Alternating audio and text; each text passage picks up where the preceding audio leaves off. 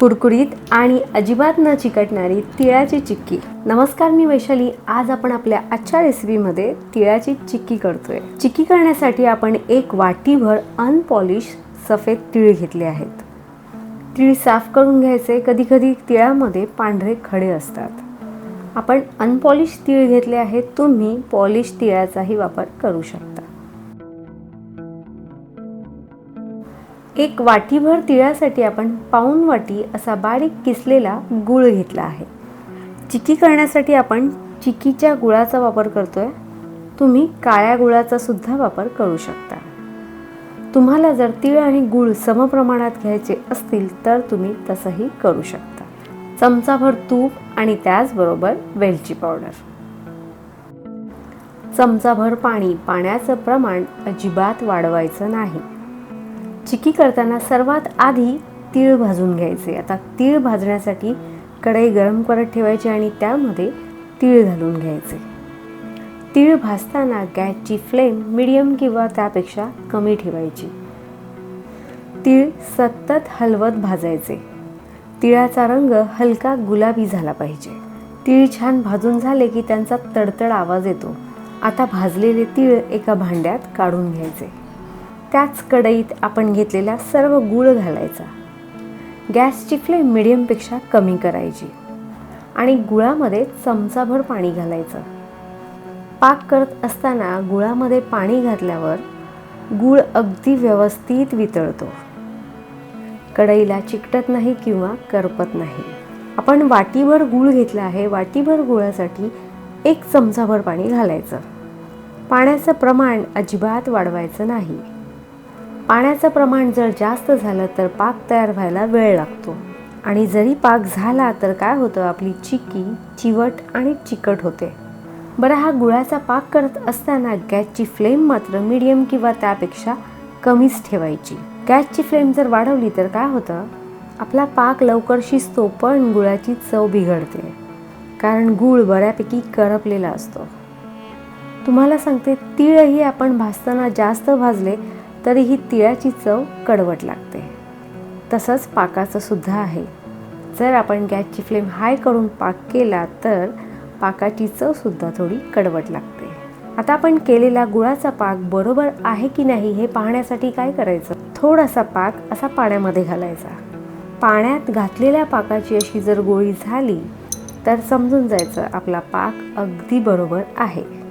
आता गॅस बंद करायचा आणि यामध्ये चमचाभर तूप घालायचं आणि घातलेलं तूप देखील यामध्ये अगदी व्यवस्थित मिक्स करून घ्यायचं। या स्टेजला गॅस बंद केला नाही आणि गूळ अजून शिजवून घेतला तर काय होतं, जास्त शिजलेल्या पाकाची चिक्की कडक होते आणि त्याचबरोबर चवीला थोडीशी कडवट लागते। त्याचबरोबर पाक जर व्यवस्थित शिजला नसेल तर पाकाची चिक्की तर होते पण ती चिवट होते आणि त्याचबरोबर चिकटही होते। एकदा पाक करून झाला की थांबायचं नाही। पटकन यामध्ये भाजलेले तीळ मिक्स करायचे आणि त्याचबरोबर वेलची पावडर। म्हणूनच पाक करण्याआधी तीळ भाजून घ्यायचे, कारण पाक करून झाल्यावर सर्व प्रोसेस पटापट करायची असते। घातलेले तीळ अगदी व्यवस्थित यामध्ये मिक्स करून घ्यायचे। आपण पाऊण वाटी गुळाचा वापर केला आहे। तुम्ही वाटीभर किंवा सव्वा वाटी गूळ सुद्धा वापरू शकता। आपली चिक्की छान कुरकुरीत आणि चांगली होण्यासाठी 3 गोष्टी कायम लक्षात ठेवायच्या: तीळ भाजणे, गुळाचा पाक आणि वेळेचं भान। वेळेचं भान म्हणजे एकदा पाक तयार करून झाला की अजिबात वेळ घालवायचा नाही। आता यावर आपण चिक्की थापणार आहोत। त्यासाठी काय करायचं, याला अगदी व्यवस्थित सर्व बाजूंना तूप लावून घ्यायचं। त्यामुळे आपली चिक्की याला अजिबात चिकटत नाही। आता हे सर्व साहित्य गरम असतानाच यावर असं काढून घ्यायचं।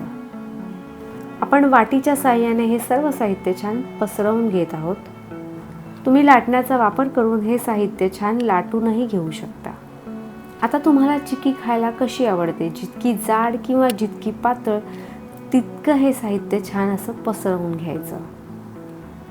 जितकं साहित्य गरम आहे तितकं हे पटापट सगळीकडे व्यवस्थित पसरवलं जातं। आता हे थापलेलं साहित्य गरम असतानाच त्याच्या अशा वड्या करून घ्यायच्या। त्यामुळे आपल्याला याच्या पटापट वड्या करता येतात। हे सर्व साहित्य जर थंड झालं तर आपल्याला याच्या वड्या करता येत नाहीत. बरं, या सर्व साहित्याच्या आपण वड्या करून झाल्यावर वड्या जास्तीत जास्त अर्धा ते 1 तास छान थंड करून घ्यायच्या. वड्या थंड व्हायला जास्त वेळ लागत नाही, अर्ध्या तासातही त्या छान थंड होतात आणि थंड झाल्यावर त्या आपल्याला अगदी सहज वेगळ्या करता येतात. ज्या भांड्यावर आपण ही चिकी थापली आहे त्याला ही चिकी अजिबात चिकटत नाही.